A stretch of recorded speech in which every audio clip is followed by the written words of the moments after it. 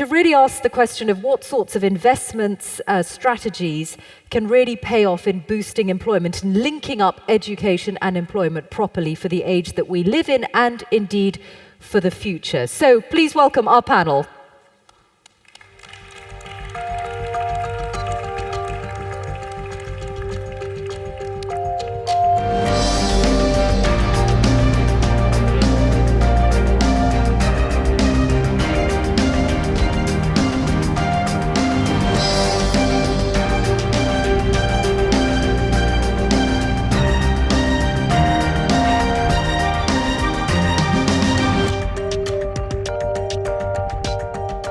Today, I'm very pleased to welcome the Qatari businesswoman Sheikha Hanadi bint Nasser Al Thani, who's the chair of Injaz Qatar, a private sector initiative that works to encourage youth entrepreneurship. She's also involved in many different business ventures. From the Bertelsmann Foundation in Germany, Dr. Jörg Dräger, he's on the board of the Bertelsmann Foundation and responsible for its work on education, integration and democracy. And also the writer and columnist Selingo, who particularly does a lot of work on higher education and university. So welcome to you all. I wonder if I could ask you a quick comment on what we heard from Ricardo Semler. Can you imagine, Sheikha Hanadi, Lumia schools or the equivalent in Qatar? I certainly can. I think what we've seen is innovation and evolutions of different sectors of the economy, of the way we think, but we have not touched the educational system. And I certainly would like to know more about the Lumiere system, and I do see the scalability of this project. Jörg Dräger, what do you think? It's great to see disruption happening. I mean, we talk about disruption in the education system, and now certain initiatives come up and show how to do it differently. Jeff? I think they're teaching exactly what students in the future are going to need to know. I mean, we're moving into an economy and a society that is very ambiguous, and the ability to navigate this is going to be probably the most important skill students are going to have. And for most of formal education, it's moving in the opposite direction, where everything is very scheduled and very situated that students have to follow. And so I kind of like his model in that way. Right. Well, let's go on then from then to really, for you each to diagnose what you see as the skills gap. How great is it, Jeff? And also, do you think we are actually in a position where we're able to do a decent job of predicting what we need for the jobs of the future? No, we're not. The specific skills, I think there's a lot of debate about whether a skills gap actually exists. And the specific skills, I think we're terrible at knowing what the jobs 10 years from now are going to be.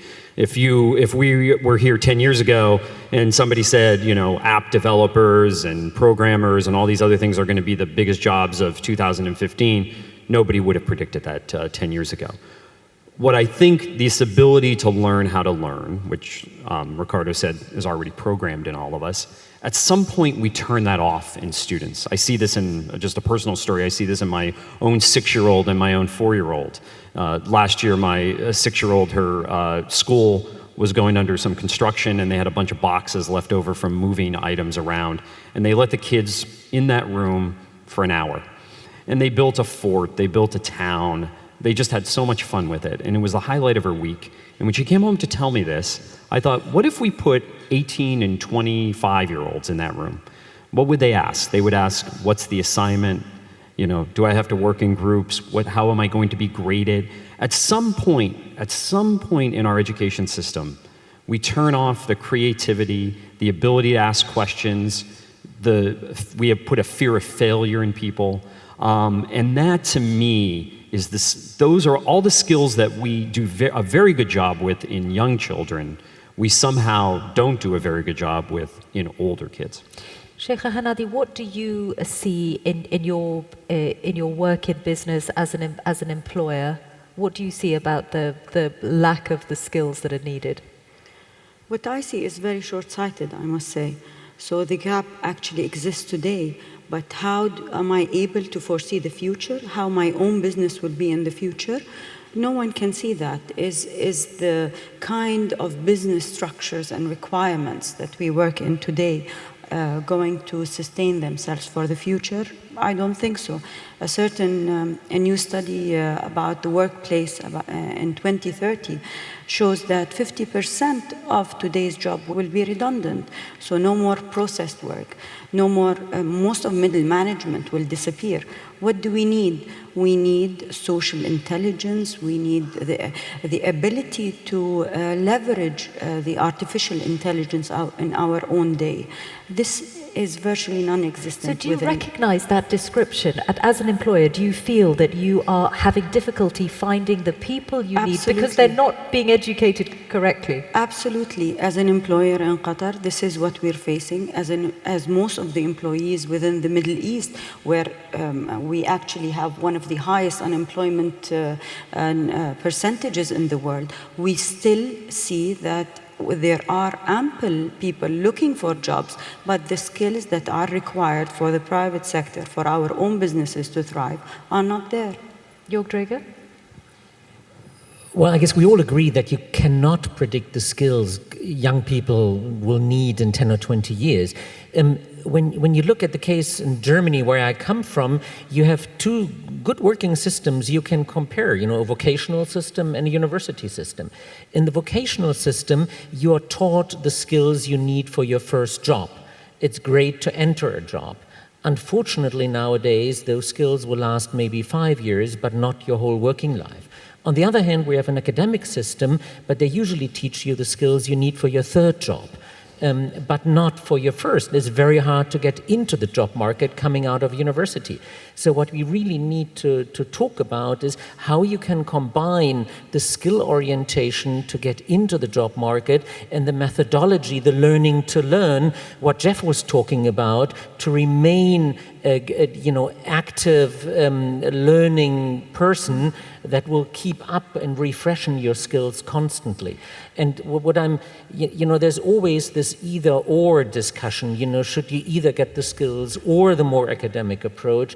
And I'm saying it really will be both in the future. Right, that means that you're not sure about the system that you have in your country at the moment, where they're separated into vocational and more academic skills. Oh, in a way, it used to be a great system, and many people from the world look at the system of vocational training, but I don't think it will survive in the way it is today. It will be merged to a large extent with a more academic system, because you really, as I just said, need both a skill orientation and this long-term learning to learn methodology. I want to ask you all what you think of a finding that we had from the WISE Gallup polls, connecting education to the real world, on this point about whose job it is to fix the deficiencies that you've all identified. So there was a question asked about who should be responsible for preparing students for the world of work. 7 out of 10 said that it should be mainly universities. Do you agree, Jeff? Well, I think universities need to prepare the basic worker, but I think that for most employees, universities are not in the job of preparing workers for specific jobs, specific occupations. I mean, the needs of the economy are too great right now to expect universities to do that. At the same time, they need to be able to give students those experiential opportunities that will allow them to go into the world. So internships and co-ops and apprenticeships and undergraduate research projects and things like that. And right now, most of our universities do not encourage that enough. Right? We think that, there's this ivory tower. We think that students should enter it for a couple of years, that they should live the life of the mind, and that the world of work exists in a whole different place. And that is not the future of work. The future of work is a combined place where you need to learn how to learn, but also have these specific skills that are in the marketplace. So, Jörg Dräger, what do you think of this? Mainly universities with the job of preparing students for the world of work? It has to be a partnership, and it can't be sequential. I'm a theoretical physicist. I got my degree in one of those wonderful American places, and about 6 months before we all finished our PhD, the department said, "Oh my God, you need a job." And now we invite industry to give seminars about life outside of academia. I don't think that's a very smart way of doing it. It has to be a partnership from day one on. And what makes the vocational training so strong is that it's a combined, intertwined curriculum of the workplace and the schoolroom or the lecture hall. And so what you learn on Mondays or Tuesdays in the lecture hall, you can reflect on the workbench or in practical application on Wednesdays and Thursdays. And I think it's this close connection between the more theoretical knowledge and the more applicable that really prepares you for a future life, both as an employer or an entrepreneur and also as a citizen. I mean, the same holds true for practical experience in society. Sheikha Hanadi, does it apply equally to entrepreneurship? Because I know that part of what you do is about sending entrepreneurs into schools and encouraging people to think of starting their own businesses. So the same kind of partnership can apply? I think the success starts early on. You're building your success factors from school. So you're building the characters from school. You're building the skills from schools. And it depends on how do you define universities. So are they the traditional way of just bringing out academia, or are they the actual partnership between the private and public sector? Are they the universities that are studying the workforce, making sure they're tweaking on whatever their output is going to be, and making sure that they are engaging with the economy, making sure internships are happening in a much more progressive way with a more productive element to it.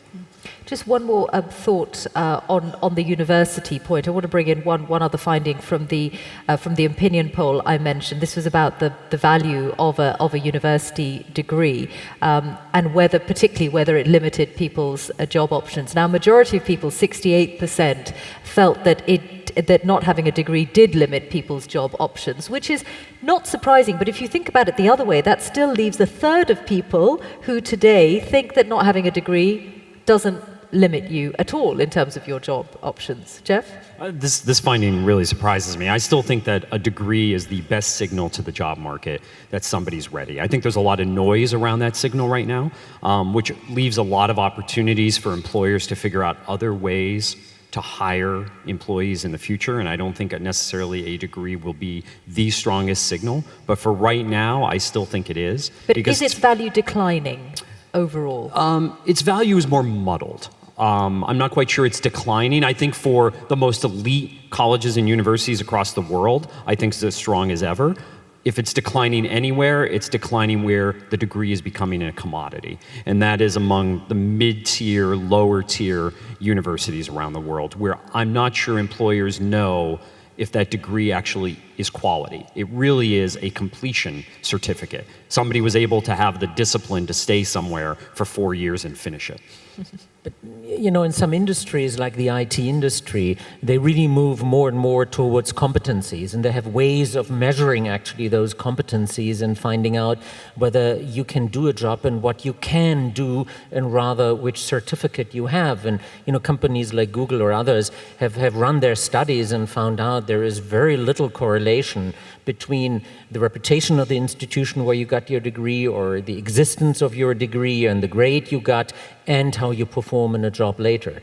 And that should make us think about how we can change the education system more towards the competencies and away from the idea of a credit point, which says that you spend 30 hours sitting in a chair working on something, towards something what you can measure, what you can do.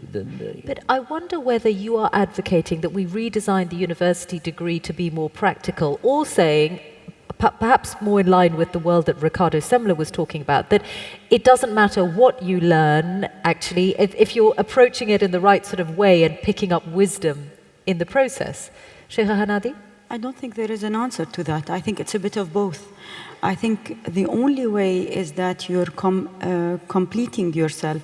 So it is a question of what you learn within university, and it is a question of what exactly are you resilient about, how resilient about to get your degree. But it is another question of adaptability in an ever-changing market and economy. So you have to have a bit of both. So I don't think that the question is only a university degree will be your success factor to be successful in a labor market. I think there are other options. Jeff? I also think that we have to go beyond. A university degree is more than just about getting a job. I think in most societies, right, it's about creating a better citizen. It's about a lot of the things that Michelle Obama talked about today. You know, women who get degrees, they marry later, they have healthier children, they lead healthier lives, they participate in their government, they participate in their community. I think we cannot lose sight of those things. We've spoken a lot here about how it works to get a job, and that's a very important part of a university education, but there's a lot of other things that happen in those years at a university that I don't think we should lose in this discussion about jobs. And I suppose the danger is that if we think too much about linking up education with employment, valuable that is, that we may lose something in terms of learning for the sake of acquiring, dare I say it, knowledge, even though knowledge is perhaps a bad word to someone like Ricardo.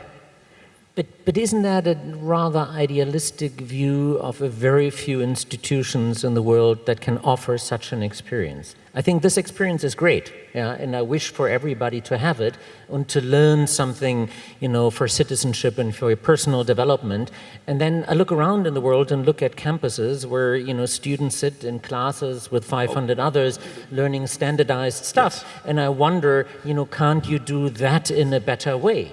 And then I, look at, I don't know, in the US, I think something like 75% of the students are atypical in the sense of they're older, learn part-time, learn while they work.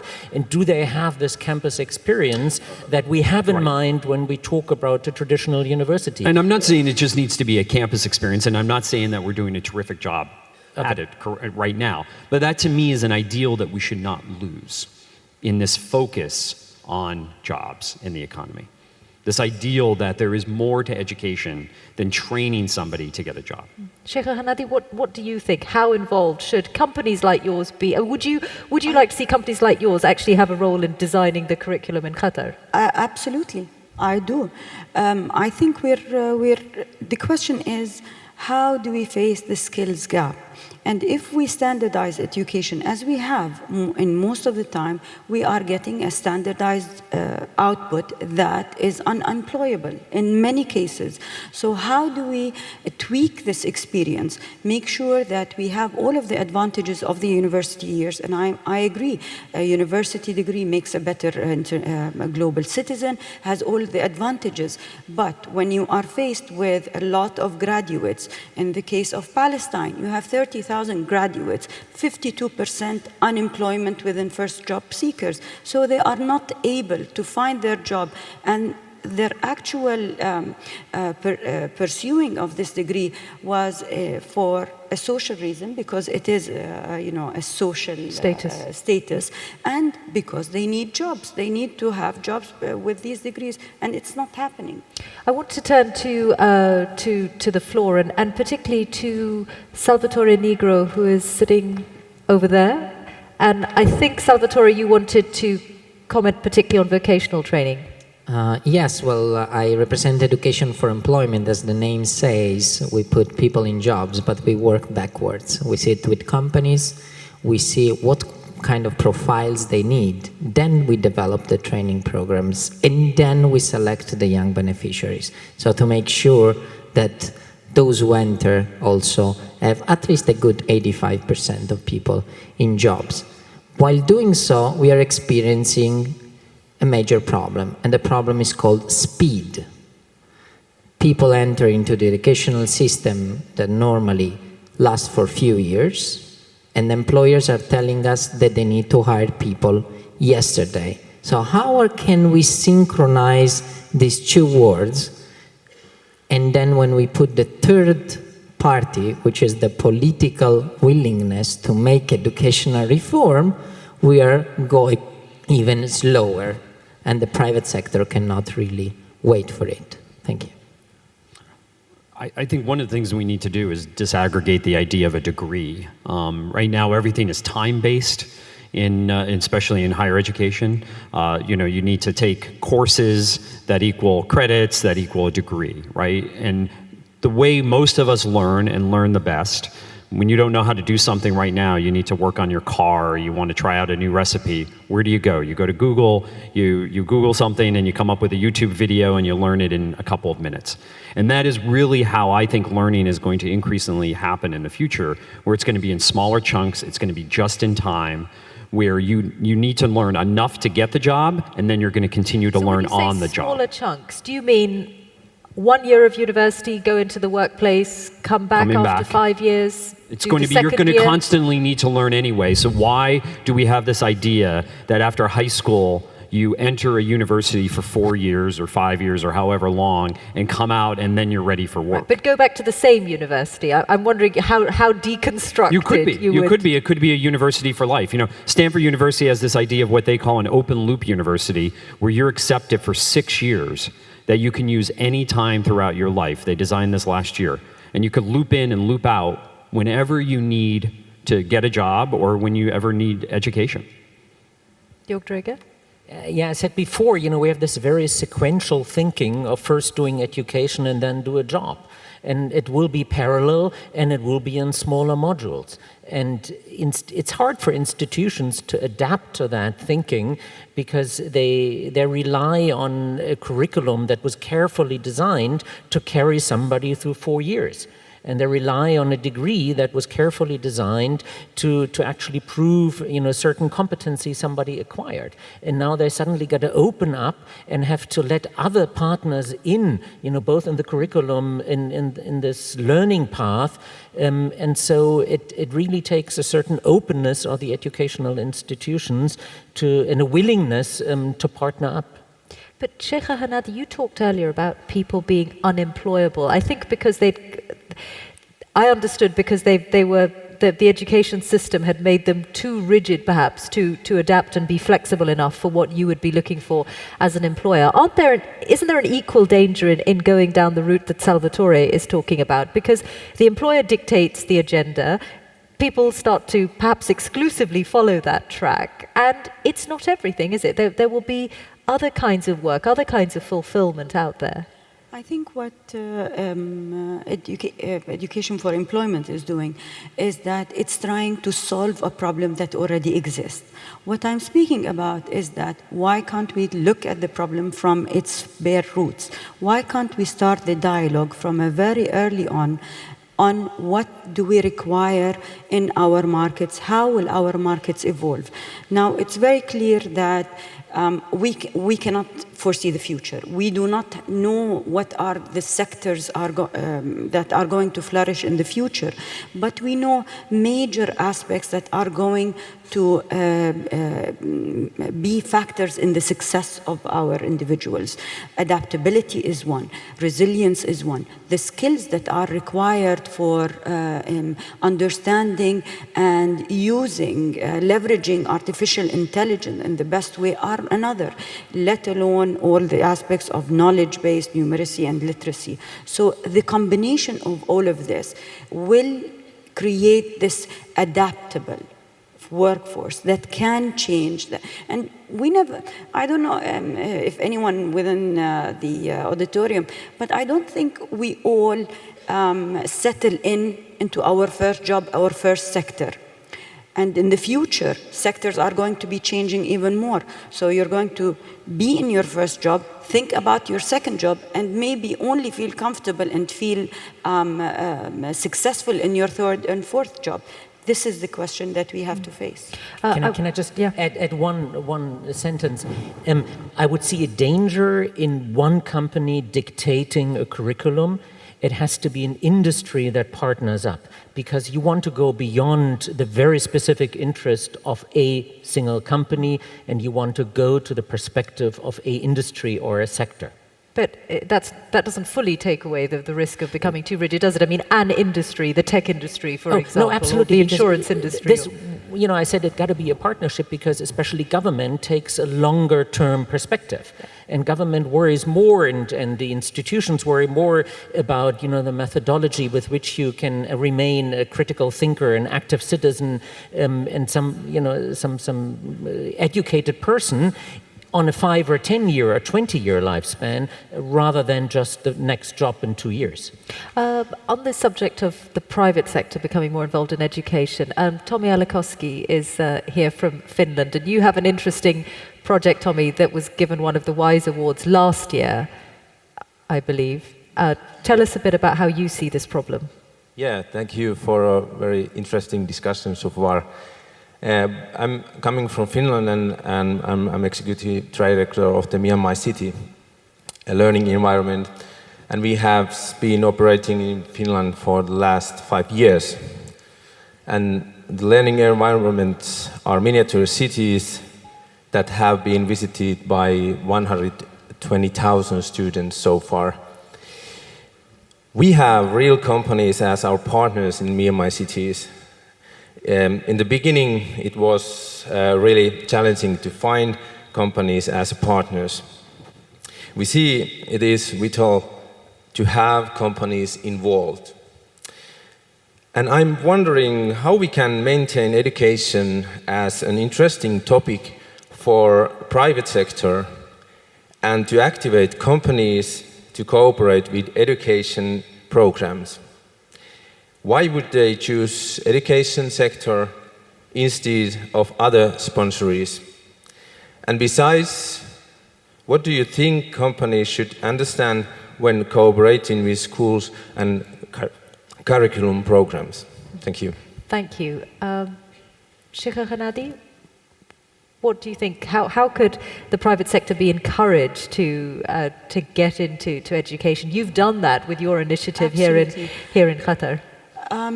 Through Injaz Al Arab, I think we're completely a private funded NGO that has reached more than 2 million students over 14 countries in the Arab world. And I don't think that the private sector needed encouraging, because they're the main beneficiary of the output that's going to come out from the educational system. What we teach is, we focus on 3 things: financial literacy, work readiness, as well as entrepreneurship. And this helps any kind of individual in their workplace. In my experience, I saw that institutions were more than eager to be a part of the policy making, of the understanding of the labor market and of the workforce, and they were eager to fund such initiatives. It's a question, but there is another question. Why is the private sector only looked at as investors, as monetary contributors to such a thing? Why isn't there a more open dialogue, not sector-driven, but economically driven, between the private sector, public sector, as well as civil society? Do you think it's often negatively regarded? Absolutely. Jeff? I mean, the other difficulty with, and I think it needs to be a partnership between education and employers, but employers also don't always know what they want. If you look at any survey of employers about what they want in employees, I always look at who is being surveyed. Is it the CEO? Is it the chief human resources officer? Or is it the line manager who needs somebody tomorrow to fill a job? Where the CEO sometimes is more like a government official, is looking more for the long term, 5 or 10 years. Very quick story. I met A.G. Lafley at a conference. A.G. Lafley is the CEO, or was the CEO of Procter & Gamble, and talked about how he liked graduates of liberal arts colleges in the US because of their critical thinking skills. A couple months later, I met a recruiter for Procter & Gamble, recruiting on a college campus, who wanted students with specific science and technology and engineering skills who could do the job tomorrow. And as she pointed out, the CEO has never hired a recent college graduate in his entire career, right? So the CEO is looking, again, at the long term. So employers, even within industries, even within companies, are sometimes contradictory in terms of what they want out of today's college graduates. Jörg Dräger? I don't know, you probably know this anecdote of the CFO saying, well, but what happens if we invest in our people and they leave? And the CEO says, but what happens if we don't and they stay? Yeah. But if we advise institutions talking to industry, we say if the employer, the industry comes and says, here are our CSR people or our sponsoring people, we say, well, give them your bank account number, but don't talk to those people. You know, you got to talk to human resources. I mean, you got to talk to the CEO. You know, it's not a sponsoring activity. And I'm completely with you, Sheikha Hanadi. You know, it's in their own interest. And if they don't understand that it's in their own interest to provide parts of education, then something's wrong with the education. But in their own interest, only if they take a long-term view, because you're not, you know, you're talking about if you are looking at it from the employer's point of view in terms of recruitment, that investment's not going to come off for another 15, 20 years potentially. No. It's much shorter term. I mean, especially for the vocational training, we actually did the simulations and computations in Germany, and in certain fields, it's a return of investment during the training period already. Yeah, but I'm more thinking about if you get involved in a school curriculum, for example, if you the kind of thing that you're talking about, Sheikha Hanadi, about saying what's in it for the employer is their own return. That's only if they take a long-term perspective. If we're speaking about sustainable development, it has to sustain itself. And we're not looking at a 5-year horizon. We're looking at growth within a period of time. And I think what I'm speaking about is a change of mentality and policy making, rather than just a change of the recruitment policies of a certain company or a training facility for a certain period of time. I want to go to the floor because we haven't taken. Yeah, thank you. If you could raise your hands. Okay, we're going to go to. Thank you, distinguished panel. Anibaseyo, Nigeria. I'm going to make a disruptive contribution, which I'd like you to comment on. Where is the role of the employee in all of this? Because we're talking about the employer, the industry, and government. We're not looking at the employee. And if we look at education, we always talk about it being learner-centered. I think the quickest way to fix this, in my own humble opinion, is to look at the assessment model, the testing model. Because the assessment model does not allow learners to discover themselves, and it makes people standardize. So what is your thought on changing the assessment model that it could allow different learners build skills and be assessed on their type of skills rather than a standardized set of testing? Thank you. Microphone 6. I'm Zalfa Shamoun, founder of Shamoun Heart, a consultancy recruiting and coaching university professors and administrators to work in universities in the Gulf and the Levant. I'd be interested in hearing which skills universities and recruiters like myself should be looking for in educators, to ensure that they promote their students' adaptability, resilience, and competencies, not only to better prepare them for the world of work, but for the pursuit of wisdom, to quote Ricardo. Thank you. Thank you. 3, please. Krzysztof Celuch, Poland, Vistula University. I have the question. Should we, professors, become coaches, trainers, motivators, or should we still be professors and focus on the research, science, and giving the content? Because I'm a little bit confused. I love the first one, but in my young career, I'm dreaming about professors' content. So if you can support this idea, because I don't know what to deliver to these young people. Thank you. Thank you very much. And microphone 7. Hello, and thank you. I'm Helen Abadze from the University of Texas at Arlington. I heard, and this is from Mr. Ricardo Semler, a story about how humans process information which doesn't agree with the basic cognitive science research. So the car that he's talking about is the human DNA. Does Mr. Semler propose to change human DNA so that people can process information much faster, do it in one try, have a much longer short-term memory. What is it? And is he preparing chips for all of the students of Lumiere Foundation? Somebody really needs to think about these issues. Thank you. Okay, thank you. I think let's Jeff, if you answer the gentleman, the professor. It is a confusing time, or at least this debate throws up some confusing questions about, well, particularly what higher education needs to be about. Yes, and in most countries, higher education has this dual role, where they are the research and development arm of the country, of society, and some of the best discoveries have been made through universities, and they're also supposed to educate students. And I think the incentives in most places are on the former, meaning the research side, and not on the latter. Which is why I think that most universities, and we were talking about who's responsible here, most universities feel very little responsibility for their graduates once they get that degree and walk away. And I think in the future, we need to make universities much more responsible for what happens to their graduates after college. That they are not only employable, but that they are active citizens, that they are active in society, however we want to measure it, but they have to have some sort of responsibility for what they're producing, because right now, I think they're looking at it, as long as we could get them through and get them through graduation, we're not responsible for them anymore. That's a very big ask. It is a very big ask, but you know what? We're investing a lot in colleges and in universities in many countries. We have this idea now in the U.S., this idea called gainful employment, where if the United States has given away money for student loans, that those students who are paying back those loans need to be gainfully employed, and the universities have had to give them the skills to be gainfully employed. What if you're a philosophy professor?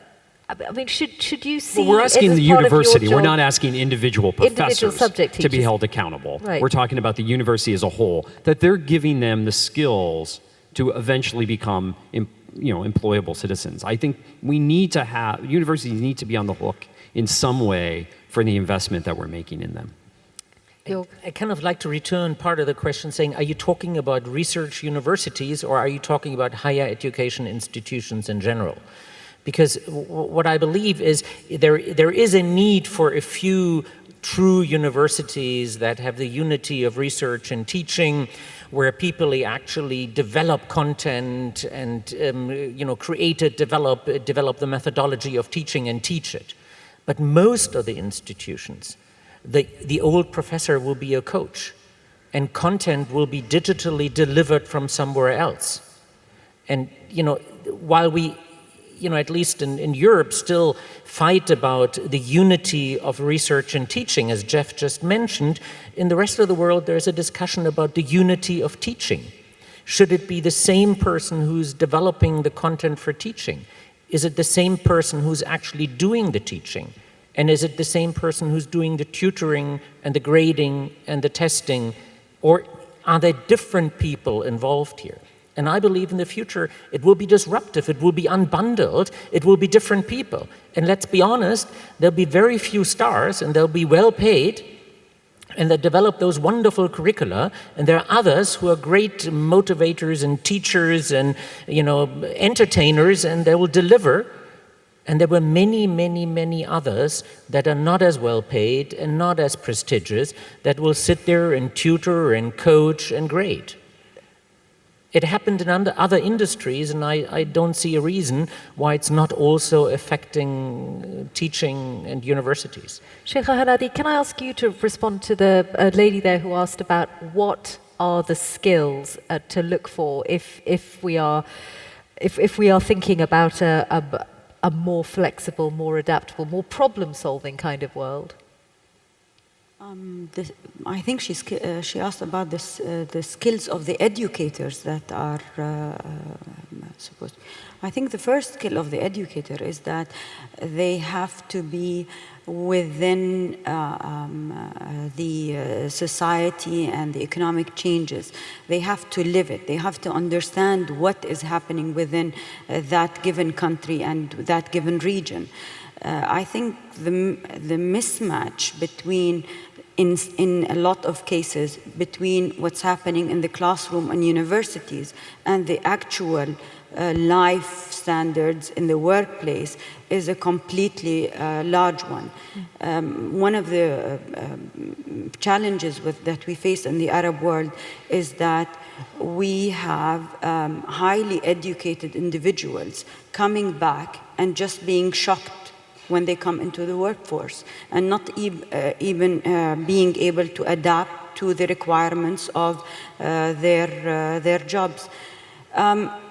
It's a question for educators, I think, more than for business. I want to take some more thoughts from the floor, because I know lots of you have questions. I'd like to get as many of them possible. Could we... Hello, my name is Geraldine Hepp. I work with Amani Institute. We are concerned with the skills gap in the social change sector. So we're running a program in social innovation management globally. I'm working with universities as well, because we recognize the need within universities to build programs that are responding to this gap. And I would like to hear from you, what is your experience with regards to the skills needed in social change leaders, and what, in your specific areas, like from the private sector or the Bertelsmann Foundation, what is your work in with respect to that? Okay, thank you. 7? Hi, I'm Sheikha Salim. I'm from the private sector, and I've also worked on skills development. One of the issues that we've found is that the changes in the private sector are happening so rapidly, and yet the university systems and the higher education systems take so long to respond to that change. So the question really is how do we build more responsive systems? The gap between the change in the skills and the graduate is shrinking. We have sometimes barely a year or 2 years to revamp entire curricula, where normally it's been taking 20 to 30 years. So when you just put that in perspective, how do we create that much faster response mechanism? This goes back to the point that Salvatore made earlier. Yes. 2. Hi, I'm Marco Fernandez from the Tec de Monterrey and Mexico Valua.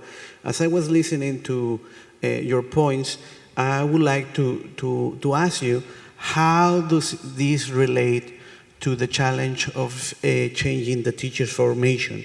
Because many times professors in universities have to be covering deficiencies that come from either elementary or high school. So it's important, yes, to be thinking in skills that have to be changed for professors, but at the same time, we have to be talking about how to change teachers' formations so the skills that come to universities are already there. Thank you very much. And 1, please. Okay. My name is Vinicius. I'm from Brazil. My question is if there is a skill gap, there are other kinds of organizations, institutions, and initiatives that are trying to bridge this skill gap, not only universities. Be it companies taking the task for themselves as Facebook and Google, be it peer-to-peer networks or whatever it is. So for me, it's really interesting to put the idea in perspective that there is a huge investment going on education. It's not bringing the expected results back, and people are finding their own ways of learning. So isn't it counterproductive to put all the expectation and all the investment in universities? And isn't it counterproductive to the innovation to actually request people to have degrees if they are finding their own ways of learning, and the way ahead could be different than it is today. So for me, it looks like a business as usual approach to actually expect universities to return on this investment if there are people that are actually trying to bridge this skills gap in other ways. So my question is, how do you see that? Thank you. Perhaps let's start with that one, because there's an interesting debate to be had about where the responsibility lies. When we're talking about skills rather than knowledge, Jörg Dräger, if I think about myself, the skills that I use most in my professional life, they have developed over time. I could never have come out of university as the finished product, or even probably a 1% of the finished product. Yeah, and many of the skills you have are informally acquired. They weren't taught in a lecture hall. And I'd like to combine that question with a question from the lady up there who said, how can we change in a university every 2 years the curriculum? And I would say, don't. A curriculum that needs to be changed every 2 years is a trainee program in a company. It's not a university curriculum. And I think we kind of misunderstand what educational institutions can do if you require it to teach things that have a lifespan or lifetime of a year or two. I would then turn to somebody else, like, life experience, the employer, the social sector or so, to give you the chance to informally acquire those skills or to, by formal training, get them, but not by university education. I would be wondering how Jeff is seeing that. I mean, we also need to rethink this period between secondary school, colleges and universities, and what happens afterwards. A third, in many developed countries now, a third of kids born today will live to see their 100th birthday, right? We are going to be living longer, we're going to be working longer. We know there is delayed adolescence, right? We know there's an emerging adulthood. It takes people most of their 20s to really grow up, especially boys. And yet we think of college comes right after secondary school and you move right into the workforce. That was a period for a very different economy. I think we need to be investing a lot more in human capital, and I think that could come in a person's 20s, where we could combine work and training and education, but not move it so quickly, because as this one questioner said, many people are coming out of secondary school, not even have the basic skills to even go to a university. So if we think of extending the period of human capital, a century ago, 13 years of education plus 4 years of college was enough. I'm not quite sure in this new age that that's enough, especially to begin a career. What you said about development reminds me of the recent research on the brain, which suggested that your brain is not fully developed till you are 25, which is quite sobering if you think that all our expectations of what you can do earlier. I want to just end by getting a thought from each of you. If you were, it's so much easier to diagnose what's wrong rather than to prescribe the solution. So, Sheikha Hanadi, you said earlier that you would welcome the private sector redesigning the curriculum, for example, in Qatar. What would you put in it that isn't there? I think as we are living in a very dynamic economic and evolving societies, how come we leave education as stagnant as it is? I think, yes, a dialogue between all stakeholders, the private, public sector, and civil society has to open up to create a model of a dynamic education system that can fulfill the requirements of and the demands of the labor force. Jörg Dräger? I would make education more competency-based rather than degree and credit-based. I would make it more peer-to-peer interactive rather than just transmitting knowledge in a one-way fashion. And I would make it more digital if I could, because I believe that, this disruption of digital technology has changed our life, not only the working life, but has not yet impacted enough education. And on just picking up on one of those, competence, would you test that? Would you want to test someone's competence, or are these skills that you hope people acquire, but you will never really know for sure until they demonstrate them? No, you clearly have to keep track of the development of competencies. I mean, the wonderful talk we heard before made it clear there was a lot of freedom in finding your own way, but a lot of accountability in keeping track of your development. Yeah. And I think that's the combination of freedom, of finding your own path, but really making sure that there is progress. So it's possible to have freedom, yes, and equally some sort of accountability. Jeff? I would expose students at a much younger age to the world of work and careers. I think most people still pick their careers based on what's familiar to them, based on what they see in popular culture, or based on what their friends' parents do and others. I think the world of work is a much more dynamic place now, and I think that if they go into college knowing what they want to get out of it, I think they're going to be much more successful at the end of the day. Okay, well, thank you all very much, and This is clearly a very big debate, but I hope that it's one at least we've started to address in the course of this plenary session. Thank you very much. Anyone who's used a headset, if you could return it to the team on your way out. And I look forward to seeing you here tomorrow. The first session of the day tomorrow in this room will be the plenary session for Education Above All, looking at education amid violence and armed conflict. So thank you all very much, and many thanks to my panel. Thank you.